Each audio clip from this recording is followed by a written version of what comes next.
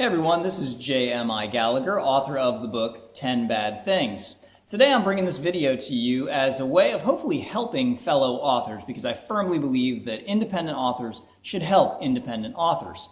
I've gotten two consistent questions from those folks who are Twitter followers via direct message. One, how important is formatting with my CreateSpace book and are there any shortcuts? And the second question, which is, should I bother paying for a proof copy of my book before I tell CreateSpace to go ahead and publish it?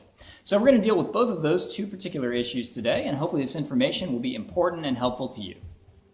Rather than have you guys look at my face, I want to actually show you the product to answer these two questions. Question one, should I bother paying for a proof copy? And question number two, does formatting matter?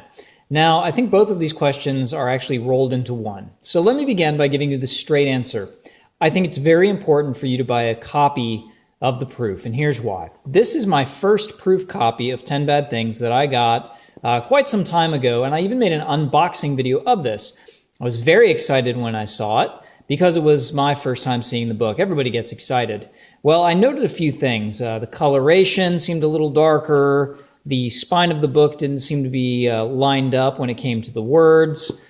And then when I opened it, the first thing I noticed was relatively small. I said to myself, hey, this font right here in the page number does not match the font on the rest of the text. So as I went through the book, I took some time, and even if you go to the CreateSpace page, it gives you guidelines. It says on your first read through, just look for general mistakes. On your second read-through, start paying close attention to major problems, that kind of stuff, and then finally look at grammar. Well, I did that, and let me show you that I noticed my page numbers were off due to some formatting that I did.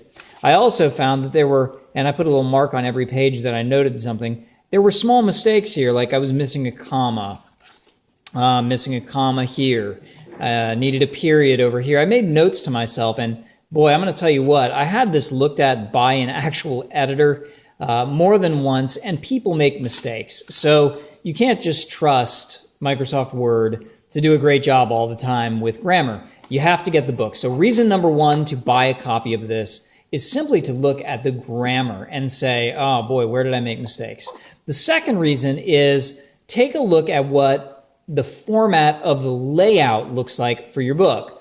My title page looks great.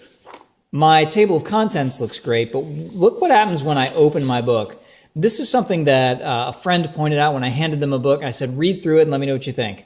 The first comment was, these words are way too close to the margin. And it's true. In order to get the margin bigger, you would have to peel back the binding of the book to show this. So one of the first things I said was, I need to fix this. There were several other little things like that when we're talking about space, gutter, margins, and situation of basic things on the page. So the first thing I did was I fixed my grammar and spelling, and I went back and made sure these formatting changes were made. So here was copy number one. Let's take a look at copy number two. This was the second proof I ordered after I made changes, and I want to show you guys why I'm so glad I bought it. First of all, take a look at this one, and take a look at this one. Do you guys already notice a difference in color if I put them side by side? This one looked almost grayscale, and this one looked pitch black. These both came from the same printing place down in South Carolina, and yet there were major differences. I'm not sure why that was, but here's the deal. I like this one better than this one. Also, in the second time around, you'll notice that this is finally formatted properly. It's right in the middle of the spine. I think that looks great. The back looks great. And furthermore, on the inside, take a look at how much better these margins look. See?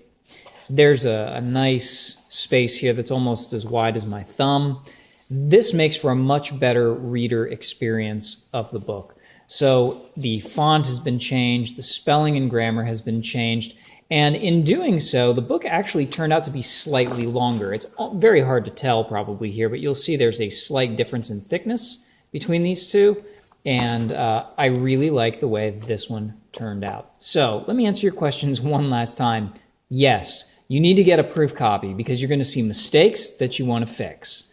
The second thing is you're going to want to take a look at your book after you've really put this out of mind and make sure that the readability, you can put them side by side and say, okay, here's what the reader experience looks like with this one.